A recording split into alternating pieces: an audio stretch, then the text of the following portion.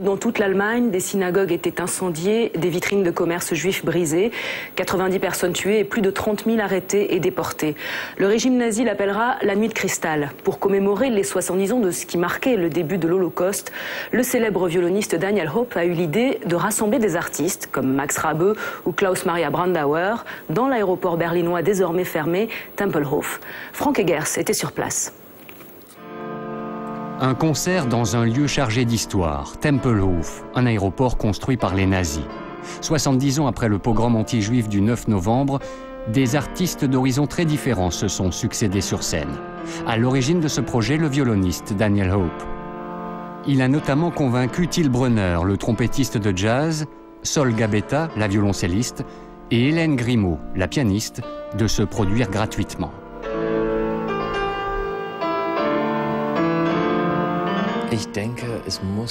Je pense que ça doit toucher les gens parce que cet événement est d'une gravité exceptionnelle. Ces actes étaient très ciblés et ont touché un pays tout entier.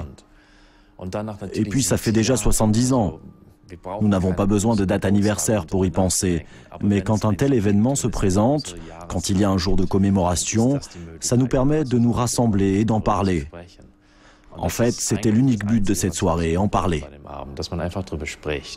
C'est en quelques mois que Daniel Hope a réussi à monter son projet.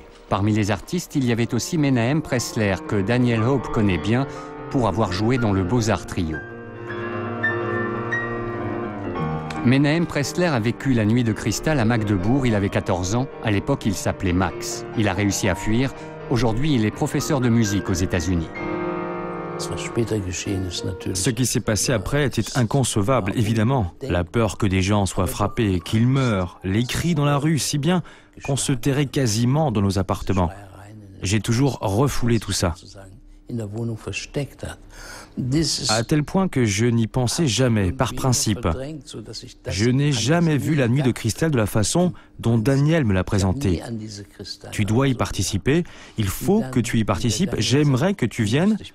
Alors j'ai réfléchi et je me suis dit en fait c'est un jour important pour moi. Il faut que j'y participe.